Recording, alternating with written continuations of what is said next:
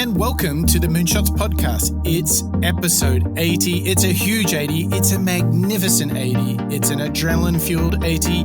And I'm your co-host, Mike Parsons. And as always, I'm joined by the wiser of the two, Mr. Mark Pearson Freeland. Good morning. I'm not sure whether I can claim wiser of the two, but I'm getting there. Yes, good morning, Mike. How are you? Are you feeling excited by today's episode?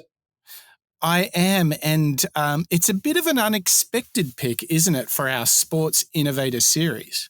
It really is. When you think about the two other sports innovators that we've covered, you know, Michael Jordan as well as Serena Williams, they're huge figureheads in their respective sports. Joe Rogan is a little bit of a sideline almost, you know, not necessarily famous for being an absolute powerhouse on the center court or winning Grand Slams, but being world famous for his coverage and commentary within UFC, as well as an illustrious history that we've started to find out.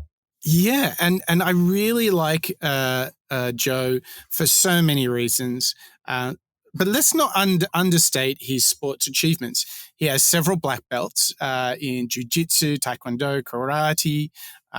He has competed in kickboxing. He's been a state champ for 4 consecutive years in Massachusetts. And he lives the life of an athlete. He is working out all the time. He's doing all sorts of things to optimize his body. And the guy is seriously smart, has a really successful podcast. He's a comedian. He's a TV host. This guy has done so much. Sports being only one part of all of his achievements. I think that's what makes Joe Rogan so special. And I think it gives us a different look into the lens of somebody who is absolutely looking at their diet, looking at their workout routine like an athlete, but who has gone on to do so much more outside of the sports arena. I'm really loving the idea of this outsider, this sort of contrarian look into the sports window. How about you, Mark? Yeah, I totally agree. Joe Rogan knows the grind.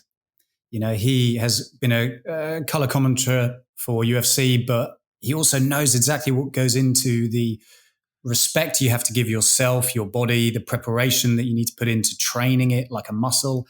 I think for us, he's a perfect innovator for us to really delve into.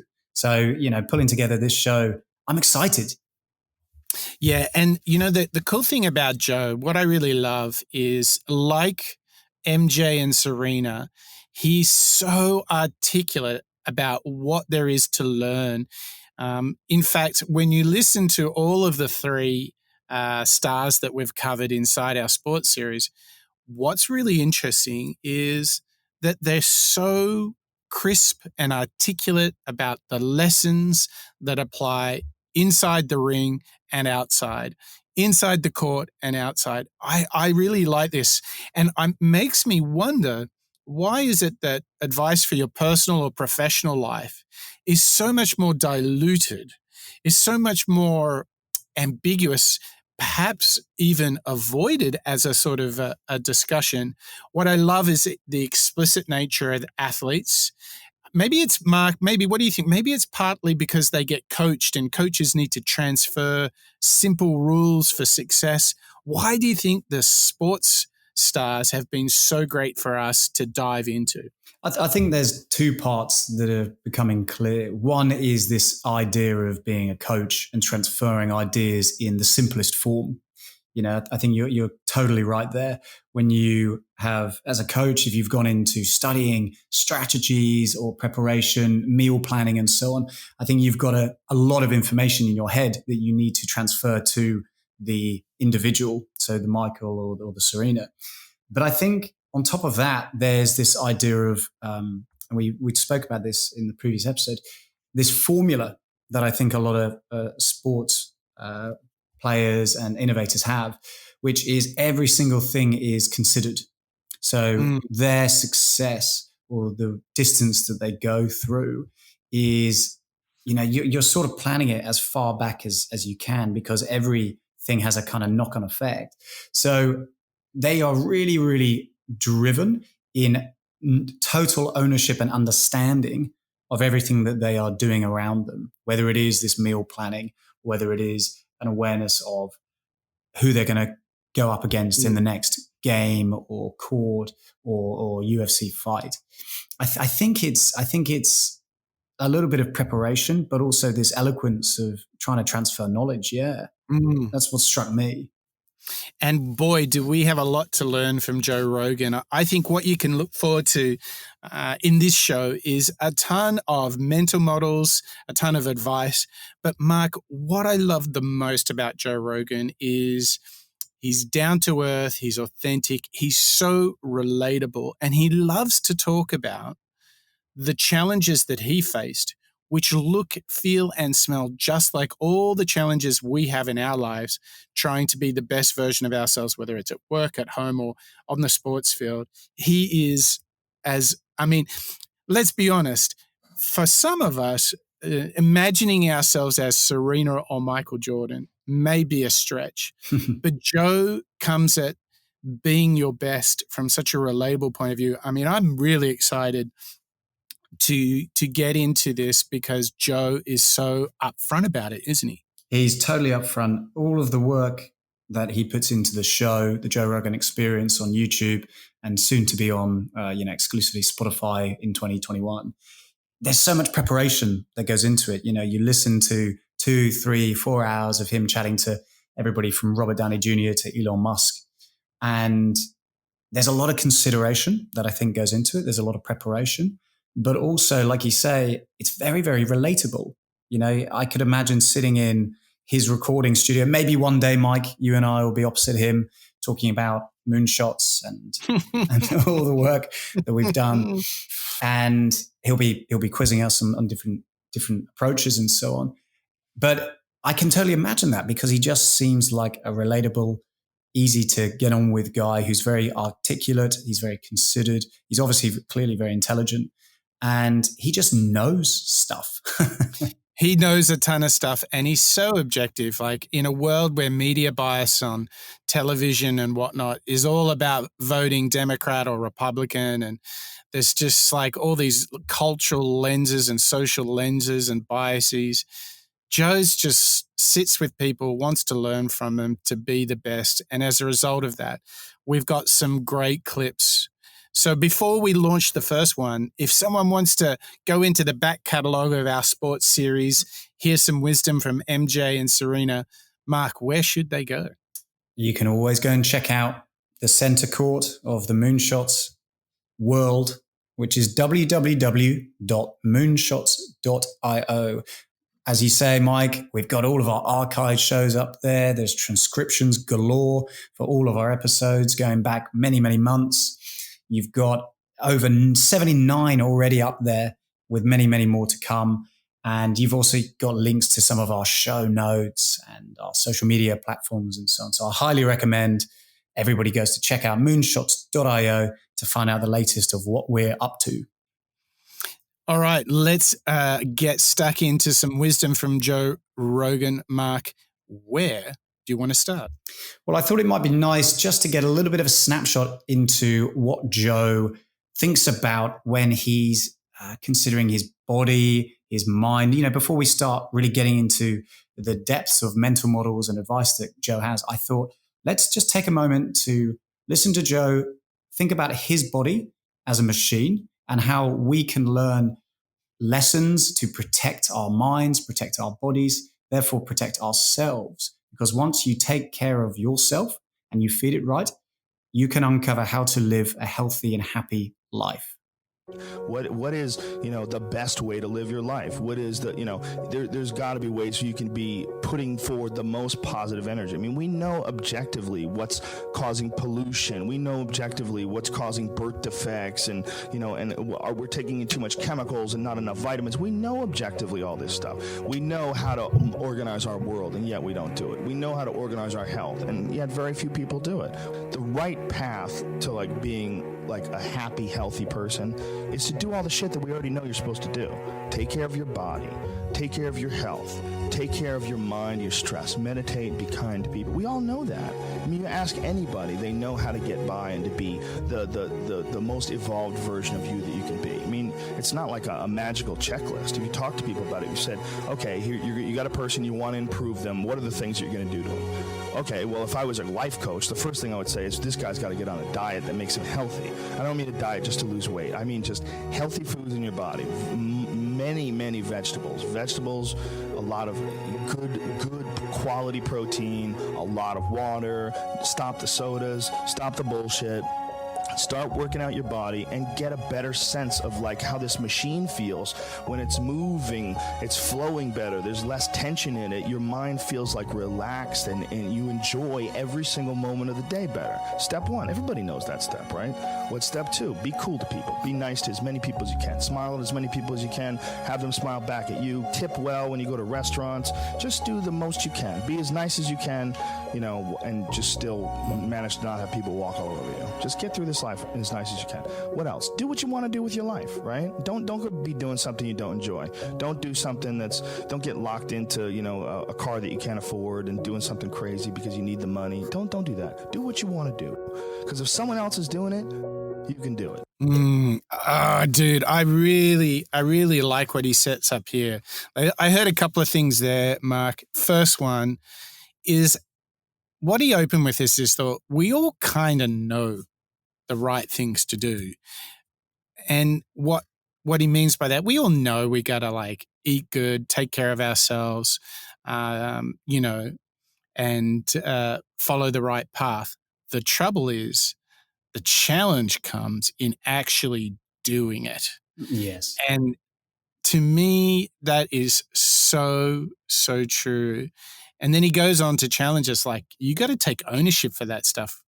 I thought that was like such a great opener for Joe. It's really sets us on the right course. He's like this mind, body, soul thing. He has got it down, doesn't he? Yeah. And that's why I liked it too. It's very, very, these tips aren't difficult, as Joe himself calls out. We all know it. We know you've got to eat right. We know you've got to take care of yourself. We know that we should try and be nice to one another and, be sensible about what we commit ourselves to. But like you say, the difficult thing, and I think what we're going to go and explore in the next few clips is, okay, well, how do we actually go and do it? How do we take ownership for ourselves? And how do we take ownership for the actions that we do? Yes. Yeah. And that's why I think Joe he's a good individual to cover. I think he's got a lot of tips we can learn from. What I also relate to a lot in that, Mark, was this idea of like he talks about eating right. And as a practical reflection, the biggest change I've had in my career is in placing diet and exercise as core to my performance as a professional at home, to being a good, happy, positive person. To me, it all starts with sleeping well, eating well, and exercising. And isn't it fascinating how before you get in the octagon to do some MMA or shoot hoops or the office, isn't it funny how these simple things become so fundamental to our performance? I think actually what's interesting, looking at all of our Sports Innovator series, it's such a fundamental essence and core, the idea of eating right, sleeping well, exercising, putting in the practice and so on. And it seems so simple, but for some reason, it's so hard for many of us to do. It's very easy to not eat right or exercise or sleep very well. It's very easy to stay up all night binging on Netflix or whatever it might be. It is so easy, isn't it? And the worst one Sunday night? Yeah. You're all chilled and you're like, oh, I've got into this series. I could smash like a ton of episodes. And then you're like looking at the clock and you're like, oh, I've got to go to bed. Like that is where the rubber hits the road, right? It totally is. Totally is. Pause it and get to bed. But there's such easy tips and fundamental truths that we all know about. yeah, this struggle of actually going to do it. Yes, that's it where it is. That's where the rubber hits the road. And Joe is about to unleash on us how we address this. And the core thing is, if you want to be great on the basketball court, if you want to be great in the office, it starts with your mental models. This is one of the biggest insights of the show. And this next mental model that we've got is actually training yourself to find happiness in the discomfort. It's a hunt. It's a pursuit. It's a constant thing. It's going on all the time. And when you're in the middle of it, in motion, that's when you feel your best. But the discomfort of that motion makes people so uneasy that they feel like, well, I'm going to go through this discomfort and then I'm going to get to a place of stillness where it's all going to make sense. Finally, I made it. I'm here to tell you that fucking place doesn't exist. It doesn't exist. It's not a real place. It's a place that people look to as an inspirational goal, a destination. And that's going to be the thing that you work hard for. You're going to push until you get to this place, and then it's all going to be worth it. That place is not real. If you have $1 million, you want $1 billion. If you have a big house, you want a bigger house. You have to find out what actually makes you happy. And it's not having all your ducks in a row on paper. It's improvement. It's improvement in the way you manage your mind. It's improvement in the way you manage your emotions. It's understanding how you've made mistakes and how to improve upon them, and also understanding what you've done right and building upon that. All of those things are what make people happy, including love and friendship and being good at that. Being a good friend, being a good lover, being a good neighbor. All those things, those aren't distractions. Those are part of the big overall of being a human being. So this is a pretty big clip, because Joe is actually pushing against something that I think we all assume is the way to feel, satisfied and comfortable. By putting in the hard work, eventually it will take place and something will happen. We don't know what it is. Maybe the idea comes to life, or my product gets out into the market. Whatever it is, we just assume that we'll spend hours, days, weeks, maybe years, until a point where we'll just suddenly feel happy. And actually what Joe's saying here is it's not as black and white as that. Instead, it's all about the journey. So you don't just wake up and say, hey, good news, I feel really happy and content right now. Instead, what Joe's calling out is improve the way that you manage the stresses that you experience along the way. Maybe it is going back to what you were saying, Mike, what you eat, how you sleep, how you practice or train during the days, and gradually identifying those areas of where you need to improve. That's when you start to feel happy. It isn't necessarily about that final destination, is it? It's the journey. Yeah, and I think there's some practical things that came to mind as Joe was speaking, like there's this mantra, if it hurts, you're doing the right thing, right? Yeah. And I think there's something here that is like saying, like, enjoy the fact that you're continuously working on yourself, continuously improving. And when it's a bit tough and it's a bit ugly, just know that you're doing the right thing. And part of it is that this will never change.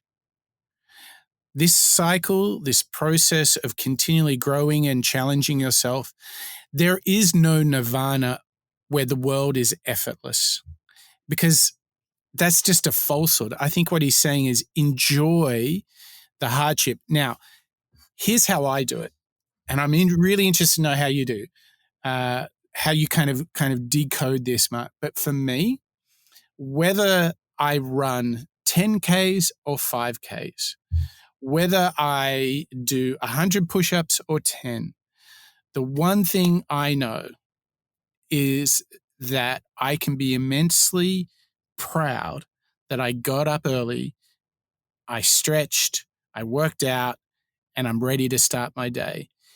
And I might not be running the fastest in the world. I might not be pushing the biggest weights in the world, but I know I got up when I could have stayed in bed, when it was really cold. Like when I ran today, it was 9 degrees Celsius outside. It was a little chilly, Mark. But I almost, as I felt that chill, and there was very few people out at this time, I knew that despite the the conditions on the outside. I still got out there and made it happen. That's a win. And to just enjoy hard work, I think there's a big message here. So, question for you, Mark. How do you kind of become your very best Joe Rogan? How do you find happiness inside of that discomfort? How do you remind yourself? Because it's a total mental model. How do you do it? It totally is. I just want to call out the mantra that you just said, Mike, which I really, really like. Enjoy hard work. I think it's so easy to, move on or forget about that essence, but it's something that we keep on visiting, isn't it? This idea of putting in the time. And actually, I think for me, the reason why I'm attracted to that as an idea is because I think that's where I get my satisfaction. What you're saying is you got out there.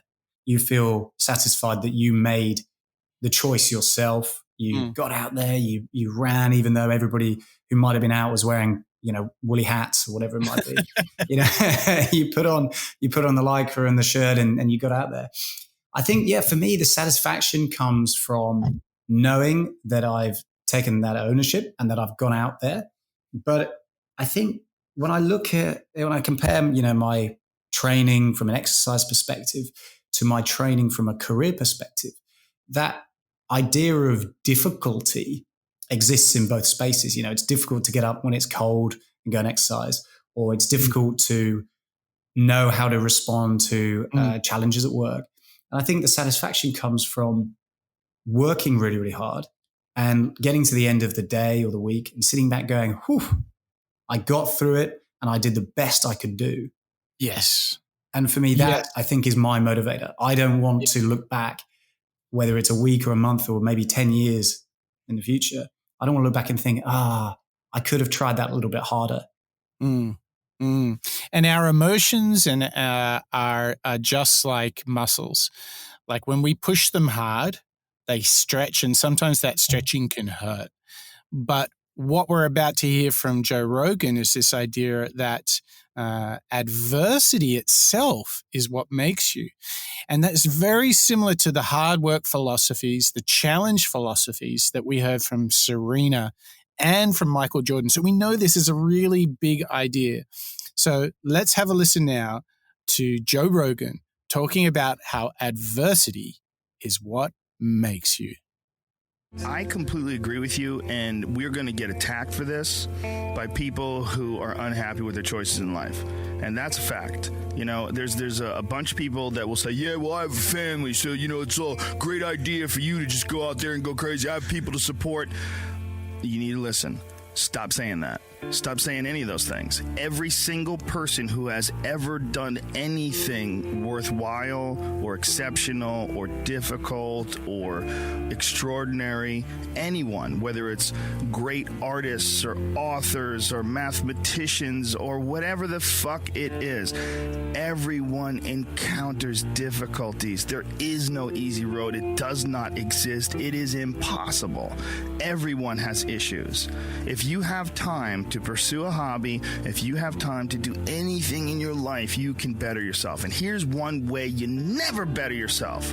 When you come up with excuses for why other people are successful and you're not. That shit is fucking dangerous. When you give yourself an escape, yeah, well, that's easy for you to say, you do this, you do. Trust me, everybody has a hard road. I wanted to jump out a window several times during my young life. I wanted to jump in front of a fucking train, just end it because it's too much pressure.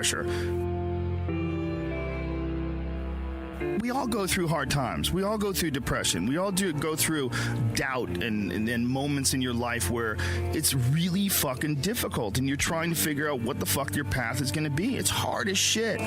But that is what makes you a person. And those difficult moments are what build your character. Show me a great man who's the son of a great man. That's what we're saying. These kids that are born billionaires, you're fucked. You're fucked. You're never going to be a self-made person.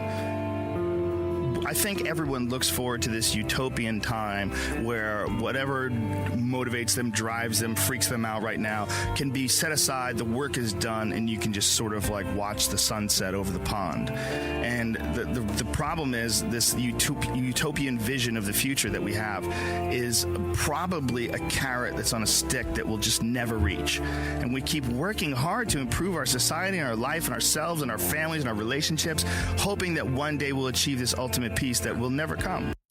It's a big clip. It's delivered in classic Joe style. His passion just comes through everything that he does, doesn't he? When he's a commentator or doing YouTube. Yes. Heavy clip. But I think it has some really practical advice about how to build character and how to, better yourself. I love this idea of don't go down the path of making excuses. Identify when you're making an excuse. Whether that excuse is, it's too cold to go for a run, or it's too difficult to have this conversation with a colleague or a client. And if you recognize when you're trying to make those excuses, you can then turn yourself into a different direction. And I think that's what Joe's really calling out here, which is don't take ownership. Don't go down the path of making excuses for yourself, because everybody encounters difficulties. And no matter where you are, whether you're a sportsman like Michael Jordan or Serena, or whether it's me in Sydney learning what I'm going to do in my career and so on, these are all moments to sort of learn from, don't you think? I do. And I think he sets us up really well. Says everybody has adversity. Everybody faces it. Do not think that anyone has the easier. In the end, if you look at successful people, there is always this self-made characteristic about them. And it's through overcoming adversity, which is really interesting because it's exactly what Serena said. The things she likes the most are those who ascend, fall, and then ascend again, which is really powerful stuff. And I think you were absolutely called it. The tip for yourself here is when you do not take ownership, when you want to blame others or make excuses why you shouldn't do something you know is right, like eating well, sleeping well, exercising, putting in the work to rehearse a speech, putting in the work to make a great document. If you find yourself making those excuses, the strongest people are those that can call themselves out. And this is really big. That's a big idea, isn't it? Yeah, because if you have the capacity to call your own BS and say, whoa, I always said I would run on a Tuesday. Why am I even entertaining the idea of not running on a Tuesday? It's raining lately. So what? I'm going to be running. I'm going to be hot as anyway.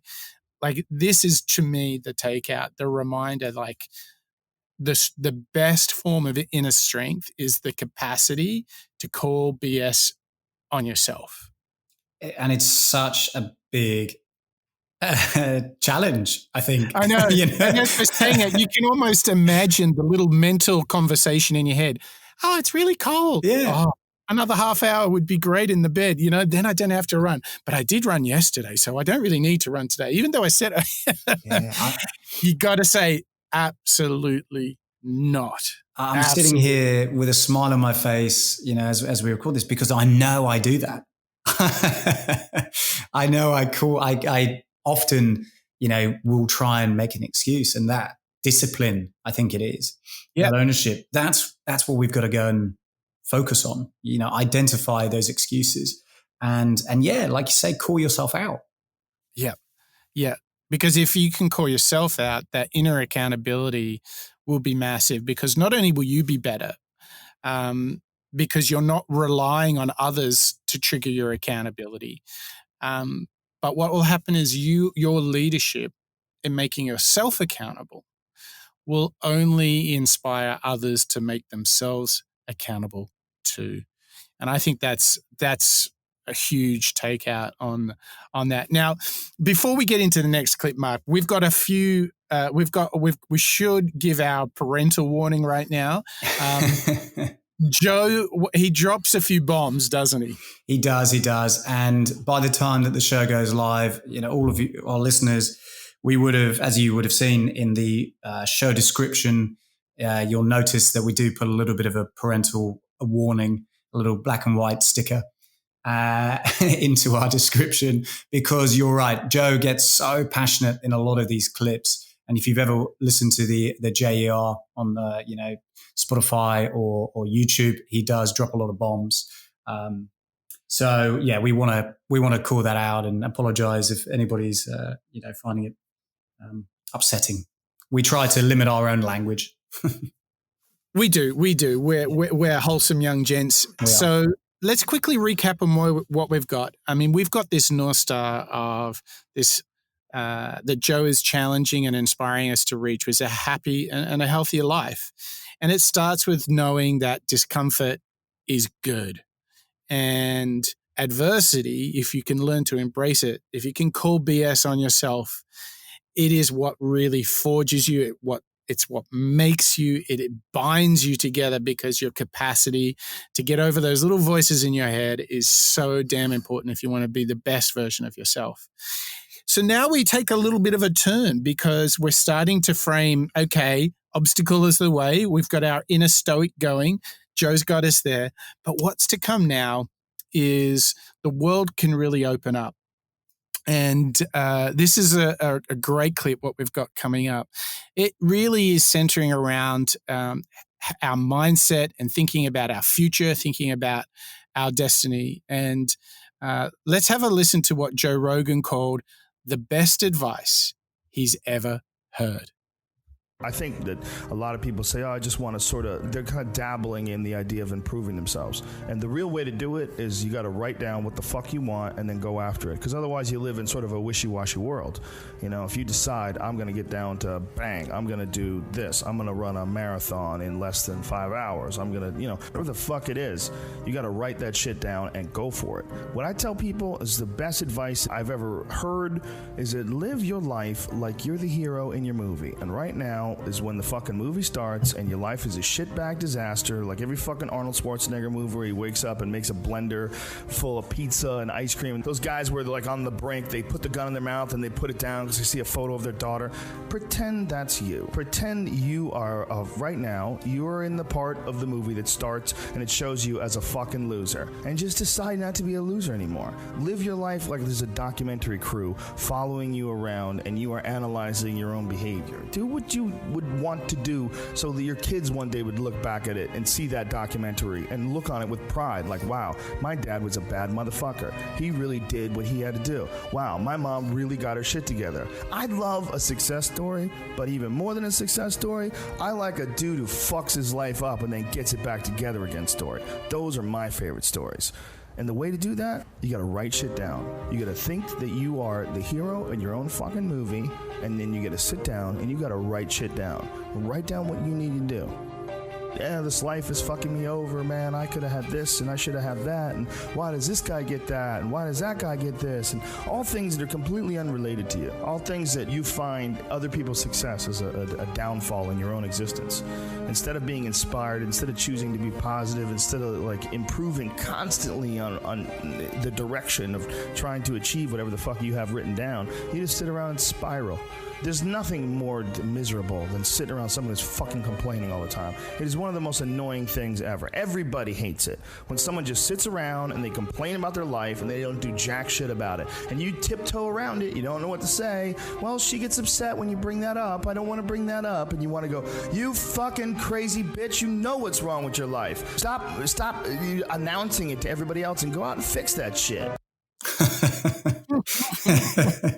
I think we gave a timely warning, don't you, Mark? Yeah, I think that was good timing. Like I say, we'll put a little warning in the description, of course, for all of our listeners. You'll already be aware of Joe and his passion that comes through.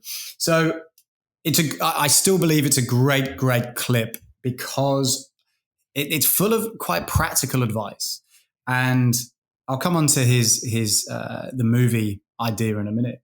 But I just wanted to touch on the advice that he sort of gives right at the very end of that clip, which is very, very similar to what Serena was saying last week. When you can come back from adversity or failure or real challenges, that's when you're really, really interesting, or that's when you're really, really rich. You know, you've gone down into the valley of darkness and you've come back stronger. You've come back more informed. And throughout our series of innovators, I think this as a concept, this idea of failure, this idea of trying a product and it not quite working, that to me is what being an innovator is all about. You go through that challenge and you see the challenges as opportunities and you just keep on improving. Totally agree. And I love the practical nature of writing it down, because personally, I have found journaling and writing your own affirmations and repeating your own mantras are just the most powerful thing. Like I'll get even more practical. Even having an intention the night before that you're going to run in the morning. So what do? You put all your running gear out, ready to go. Yep. You know, setting that intention, you know what? It's actually really easy to get out of bed because you set the intention. Just the same as write down your dreams, write down your hopes, and repeat them. Like, to me, that is part of the thought becoming manifest inside of you. That is part of it. Making it an inevitable truth comes from write it down, like manifest it, put it in an asset, repeat it, listen to it, say it, celebrate it. That to me is that winning mindset that we're seeing from all of these athletes in the sports series. You're totally right. And look, taking a leaf out of Joe's advice in the previous clip, I'm gonna take a moment, dear listeners and Mike. I'm going to be accountable. I have always said that I would start writing down intentions, affirmations, and keeping some kind of journal. I know, Mike, you've spoken about it many times, and I know you're very good at it. And I've listened and spoken on this podcast about it before, but I've always made excuses to not do it. And that's obviously something that I can take ownership of. So from now on, this is something that, taking a leaf out of Joe's recommendation here, that's what I'm going to try and do. That's awesome. That's awesome. Let me hit you with a couple. I've got my little mantra list open. Let me hit you with a couple of faves just to get you inspired and going, okay?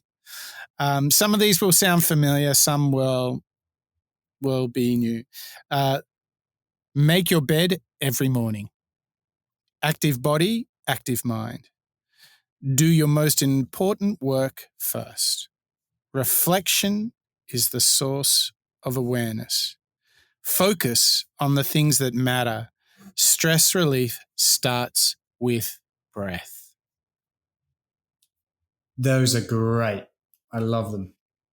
I actually have a to-doist to actually read those once a day. Once a day, I do my very best to read one of my mantras. Oh, that's great. It's funny you say to-doist, actually, because I also have a to-doist column of my own mini mantras. And I've actually been populating them as you and I have been recording over the last few weeks. And let me just call out a couple because we're sharing. Stay focused. Work as hard as you can. What's your ultimate goal? What do I feel good about from yesterday? I like that one. That seems nice. And that's something I think we've covered in a previous episode. The idea of reflecting back on what I experienced yesterday, what was good, because I think that's nice to ground yourself in. And something I think it must have been from MJ. Did you do everything you could to win the game? Ooh, nice. I like that one. So just before we move on from this clip though, Mike, I think we owe it to our listeners to just revisit this idea that Joe is telling us about being the star or the hero of your own movie. Yeah, good point. I was almost ready to move on, but there's actually two ideas in the clip. You're absolutely right. What's your take on it? I love it. I've never actually, I've heard him talk about it. I've never actually heard anybody else talk about it before. I feel as though it's reiterating the sentiment of a couple of the other clips that we've already heard from Joe, which is ownership. When you can look at yourself, turn that like your own mantra, Mike, turn the reflection on yourself for a second. And if I was to, unpack what Joe's talking about with this movie, do I want to be older? Do I want to be, a grandfather or a father of having kids and then look back at what I'm doing now or in the past and have a sort of regret? Is there an embarrassment that maybe I'd feel? Or is there actually something where I can look back and say, oh, yeah, you know what? If this was a movie, I would be on the front cover of a magazine or there'll be lots of people queuing around the block to go and see this movie. I like this as a sort of thought. What do you think, Mike?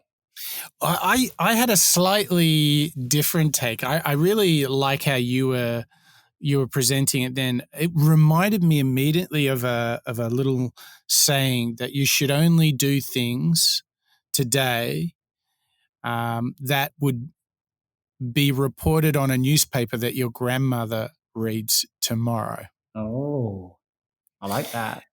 And so the basic thing is like, if your grandma knew what you were doing, would you still be doing it? Because no one wants to upset their grandma, right? That's terrific.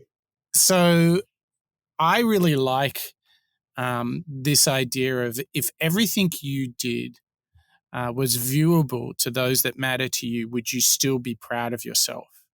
And it's just another way of kind of awakening you, like, hang on, am I on track? Am I doing the right things?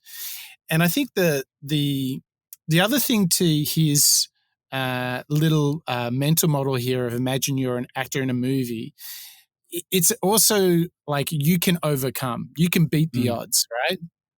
So it's a very powerful setup because it's like, yeah, everyone has tough things. You too can get over it, but you have to choose to be the hero of your own film, and you can write the story. You're not a victim. You can drive things, and I think that's so important because I would characterize anybody who gets off track. And yes, some people face great adversity, greater than others. I know that, but anyone who gets off track inherently has forgotten that the human state has infinite capacity to overcome challenge. And we just have to, it's easy to forget. It's easy to have fight or flight response. Take a breath and remember that if you think differently and if you own your thinking, you can truly be the hero of your own film. How good, Mark? How good is Joe Rogan? Oh, just so good. These are practical tips, similar to what we were saying at the beginning of the show. A lot of the advice that we've been learning in this particular series, the sports series, it's pretty practical. There's a lot of eloquent and direct advice on how to go out and be the best version of yourself. But particularly in this Joe episode, he's calling us out. He's challenging us. He's saying, "Don't make those excuses," and that's. I'm excited by that. Yeah. Now we've obviously talked a lot about the sports series that we've done. Of recent shows, Mark, what's been some of your favorite shows or series that we've been doing? Well, I really enjoyed our Media Innovators series. So we covered Reed Hastings, Mark Cuban, and Bob Iger. And for me, that was a really, really interesting set of individuals to delve into. Again, very, very different from one another. Mm-hmm. All very, well, very is probably an understatement.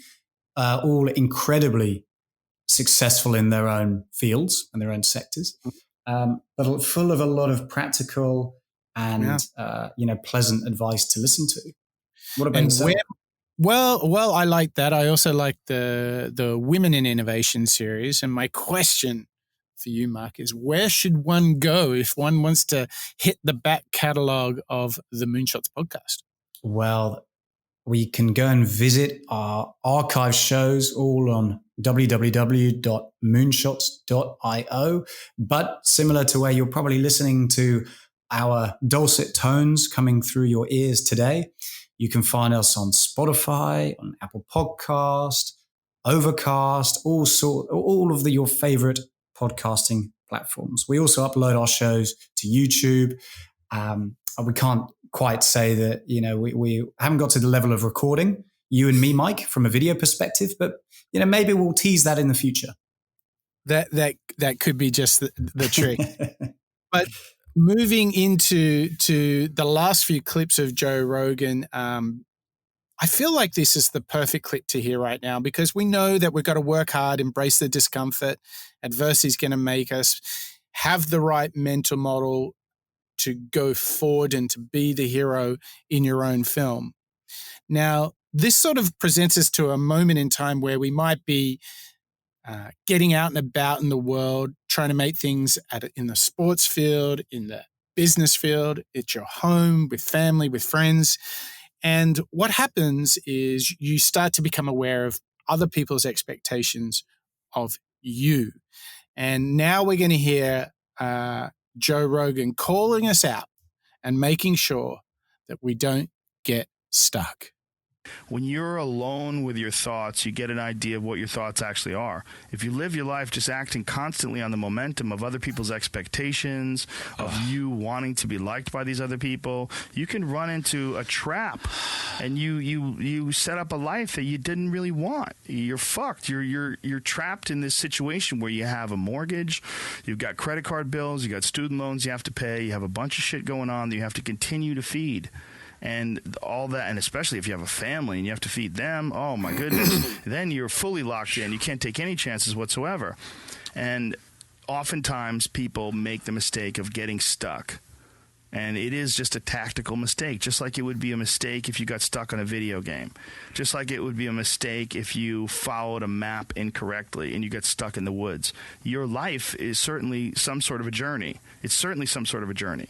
And we have to all be aware that when we're making journeys, we're not going to always make the right steps. And sometimes you have to back up and try again. And if you're in a position where you can't back up and try again, you've trapped yourself. And the system will set out honeypots for people to get trapped in. The system will set out the ideas of retirement, the ideas of the golden years, providing you benefits, providing you a healthy work environment. Why? Well, because they want people to work for them.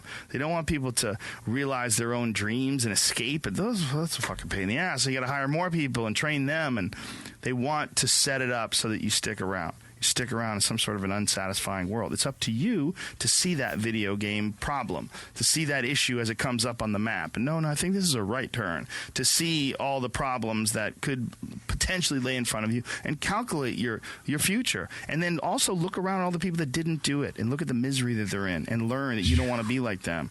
And then look at the people that have kind of taken chances and navigated their way. What did they do differently than you? What objectivity do they have that maybe you lack? What insight into their own mistakes are they willing to delve into that you're not, that you step back and you go, I just don't want to look at myself that closely. But the person who's able to look at themselves the closest is going to get the more rational results. Well put, because you're your own architect, you know what I mean? You turn out how you... Sort of. I want to be like Shaquille O'Neal. Shit's not going to happen.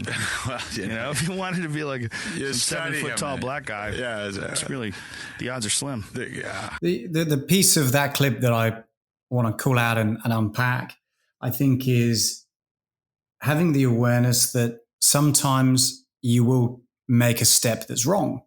Whether it's on a map or a video game or career, whatever it might be, there are times when you might go down the wrong route or path. You might not make the right steps. So make sure you've got this ability. And I know Joe's talking very practically around jobs and mortgages and so on, but just to take a step back from that as well, I'm thinking more from a mental awareness and an agility perspective. Know that if you take that step back, you can reflect on it, you can learn from it, and you can get better because of it, rather than thinking, oh no, it's hit the fan and this is it. I'm done. all my hard work's for nothing. Instead, have that awareness of, okay, right, it hasn't quite worked. Okay, but why? Let's revisit this. Let's unpack this. Let's work on it as a team, or let me, go to my journal and write it down, because then I can continue getting better. Yeah, he is challenging us right here and saying, if you're off track, it's invariably because you're not reflecting yourself. You've been taken off track by other people's expectations. So to bring this 360 to one of his earlier points is call BS on yourself. Know where you truly are. Make yourself accountable to your hopes, your dreams, not those of others, and you can stay on track. And we've talked about journaling. We've talked about mantras. Whatever it is that you can use it as a forcing factor to bring you back into reality, to self-awareness, and to be mindful of where you are, and to ask the question, am I on track to be the best version of myself? Or am I sort of cheating here? Am I stuck in the video game analogy? Mark, I think that is, it's pretty brutal, isn't it? It is. It's pretty brutal. Again, this, I think it was clip 3, this idea of don't make excuses. I think, again, this is, demonstrating that. So don't make excuse about, I've gone off track, or I'm distracted because of, unreal expectations and so on. Have that, as you say, reflect. Take that moment to reflect upon yourself. And call BS. Because when you do, you can only get stronger and better. Yeah, and I think that becomes a springboard to positive thinking. It becomes a springboard to imagining the possibilities. And we got a really tasty clip now to really launch you out of the doldrums, out of the tough, hard yards of Joe Rogan. Let's listen to the man himself talking about happiness and a positive mindset. Look, I've had moments in my life when I haven't been happy, when I felt like shit. And then I have now where I could not be happier. And when I look at my life, what has changed physically in my body? Well, actually, I've gotten older. So thinking about my past and my, my history of martial arts and all that, my body should be a mess. I should be in pain all the time. I should be, you know what I mean? Like, I shouldn't feel better and more happy and vibrant today than before. So why do I? Well, one of the reasons why is because I don't have any negative shit in my life anymore. I don't have any bad people in my life. I don't have a bad job. I don't have any negative thing. I don't have any things that I'm trying to avoid. And when you don't have anything you're trying to avoid, you have happiness. And it takes a while for people to recognize that there's a direct correlation between your state of mind and your state of existence. And if you get both of them in line, you can have a good fucking life. You don't have to be rich. Rich is bullshit. That's not what's important. You know what you have to do? You have to have enough money so you don't have to worry. Have enough money so that you can feed yourself, so that you can take care of your family. That's what you need. When you get crazy and you want, stacks of money and that's just another form of obsession. The key to all this shit is balance. The key to the whole thing is balance, and it's a constant struggle. If I slip for a couple weeks, if I don't go in the tank for a couple weeks, if I don't write for a couple weeks, if I can go a week without working out. Anytime I do anything where I throw off the balance and I don't do the work that I'm supposed to put in, I feel the difference. I feel less capable when I sit down and write again. I feel less vibrant when I train. I don't feel as good when I go on stage. I feel like I'm wasting something. I feel like I've been gifted with an incredible opportunity, an incredible moment in time, an incredibly fortunate and fortuitous roll of the dice. And I feel like it's an insult to the gods if you enjoy, you enjoy that, but then you neglect it and you let it rot away. When you got it right there, that's when I say that I think it's bigger than all of us. Do the work. I like this. This is, again, something that Joe's revisited a couple of times in some of our earlier clips. Once you put in that hard work, you're going to feel great, because it's the reflection or the challenge that you give yourself that you're going to get the most satisfaction from. I think that's where he's going with that. When you challenge yourself with exercise or stretching the abilities of your mind, so, learning something new, when you are removing those things around you that might cause you discomfort or negativity, once you have that awareness, that's when you're going to be happy, productive, and be the best version of yourself. I mean, what are you getting from it, Mike? Totally just get rid of negative things and negative people, so that you can be looking forward rather than fighting behind you. And you're right. It's just get the negative things out and keep your balance. Good sleep, good exercise, good diet, great work, good friends, like all of that stuff. It's a balancing act, and just make sure it's a net positive. I think that's really what he's encouraging us to do. How do you know when you've got good people around you, Mark? Yeah. Like, what's your checklist? How do you know when it's good? It's a good question, and actually, to maybe even expand it a little bit. Not only is it a challenge to understand whether you've got the right people around you, I think it's also whether you think you've got the right balance around you. Balance of exercise, food, and so. So for me, I think when I approach people, I think that it's very, very easy to navigate to individuals or people who are really, really relaxed.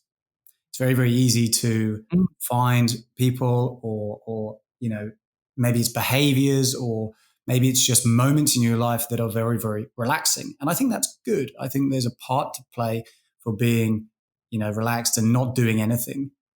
At the same time, though, the danger that I think, and the awareness that Joe is obviously talking about here, is that it's very easy to go for the easy things. It's very easy to fall into a habit of, okay, well, I'm going to hang out with so-and-so because they are, totally relaxed, nothing happens, versus, okay, well, I want to go and do something. What's the productivity piece? Where's the exercise of my mind as well as my body? I think there's a balance, which is exactly what Joe's talking about in that clip just then, where you've got to have a little bit of lots of people in your life. You've got to have the productive and proactive ones. You've got to have the relaxed ones who know how to have a good time. You've got to have the stable ones, the ones who are, maybe a bit crazy. Because once you've got that good mixture, that's where I think that balance comes from. Yeah, absolutely. And what's so great is this all comes together in this idea of a pathway to success. This all comes together that through this hard work, you can really get what you deserve. And if you can thrive in the discomfort and the hard work and have an idea about what the best version of yourself can be, just go for it. Make yourself accountable. Be incredibly positive. Surround yourself with positivity, and great things can happen. So let's have a listen now to the last and final thoughts of the man himself, Joe Rogan. I'm happy I didn't get any money. Isn't that funny? Like, that's one of the worst things you can do is like win the lottery or get a big inheritance. You would think getting a big inheritance would be amazing for you. It's one of the worst things that can happen in terms of like your ambition. If like you're in the middle of doing something, you got some ideas, or maybe you don't know what you want to do and you need to find something, you're hungry, and all of a sudden you just get a giant chunk of money and now you're buying things and your ambition's gone. You don't know what to do. I don't mind giving somebody startup money. You have to give your child some type of startup money. There's nothing wrong with that. But I'm talking about like winning the lottery. Like people who win the lottery, it's like there's a giant percentage of them that ruin their life. Giant.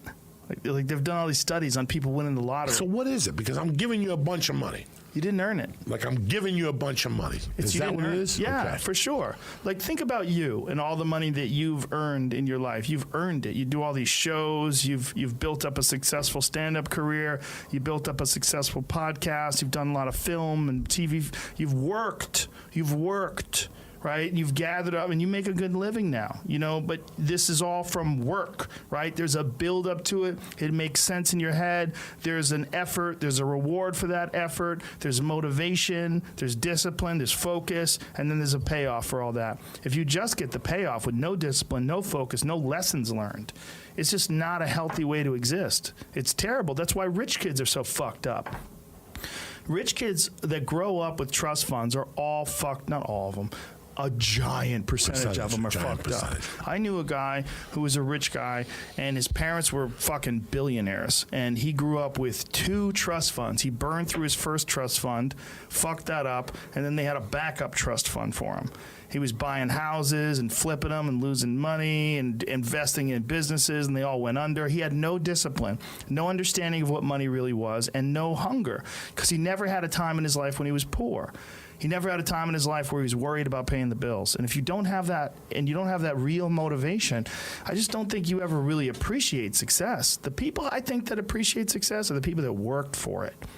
What you could remember back when you were poor.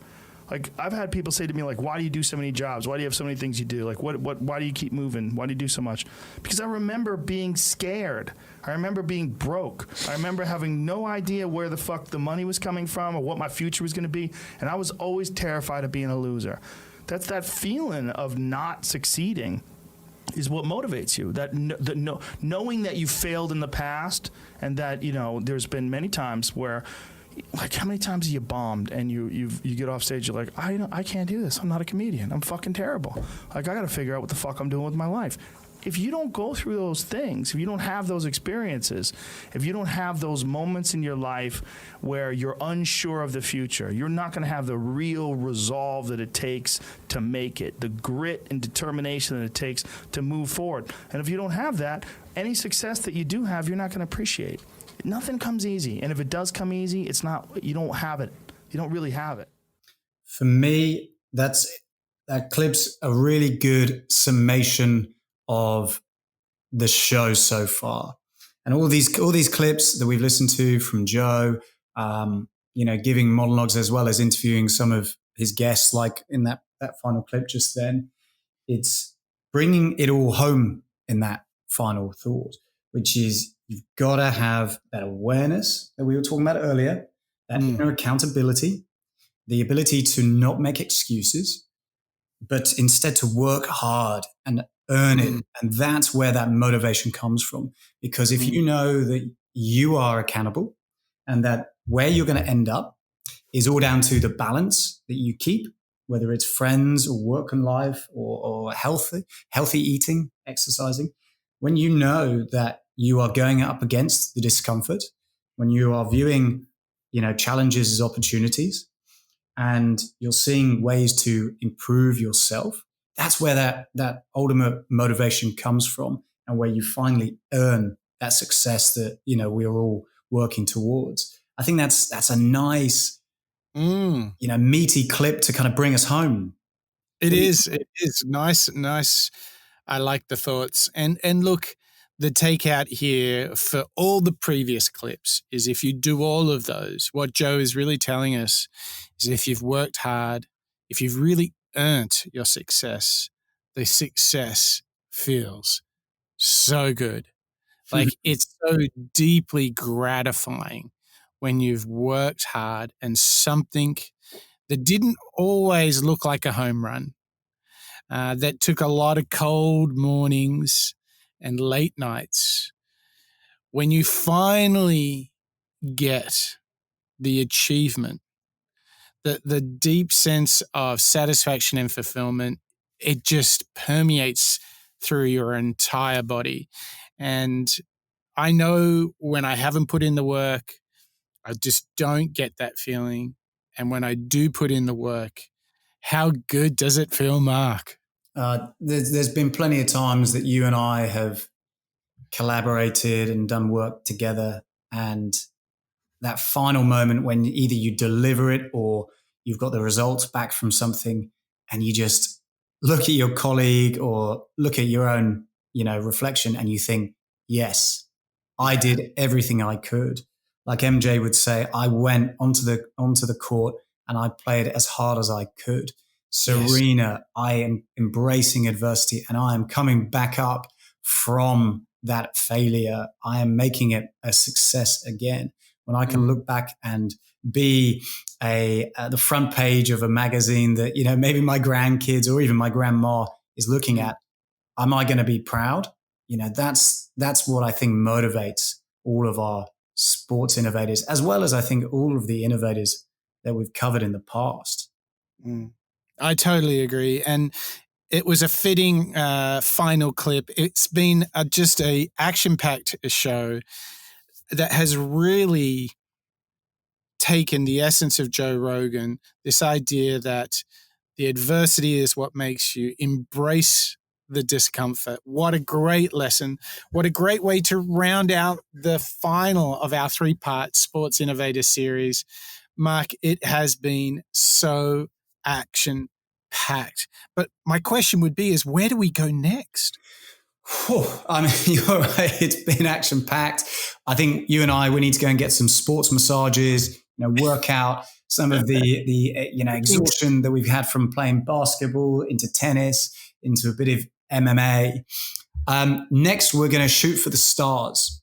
And actually, we're going to go for an individual, an entrepreneur that we have covered on the Moonshots before, but his career and his work it just never ends. And it just gets bigger and better, I think, over time. So what we're going to be covering in our next episode, big episode 81, is going to be Elon Musk. Yeah, Elon is back and he's done so much. He's so prolific that he deserves his own show every 6 to 12 months. And I think, launching a rocket into space with astronauts, that makes the cut for me. So I'm really looking forward to that, Mark. It's going to be action-packed. And I wanted to say thank you to you for helping us all dive into the world of these sports heroes, really. It's been so full of learning. I mean, they are just so sharp on these mantras for success, aren't they? They really are. And like you say, they're very, very articulate and proactive in having formulas that I think we can all, go and replicate. Yes. I think that's the big tag I've found. Yep. So there you have it, everyone. That is Joe Rogan. That is our sports series brought to an end, a very fitting end too, I must say. And it has been all about hard work in whatever flavor you like it. Start with the hard work, start with the positive mindset, and stay the course, and good things will happen. What a great series. And just when you thought there was no gas in the tank, we're going to return to the man himself, Mr. Elon Musk, in the next show. So, Mark, thank you to you, to all of our listeners, the countries, they just keep joining. It's so exciting to see the Moonshots family to grow, to put in the hard work to learn from innovators. So a big thank you to you all. We've come to the end of the sports series, but there's plenty more to come on the Moonshots podcast. That's a wrap.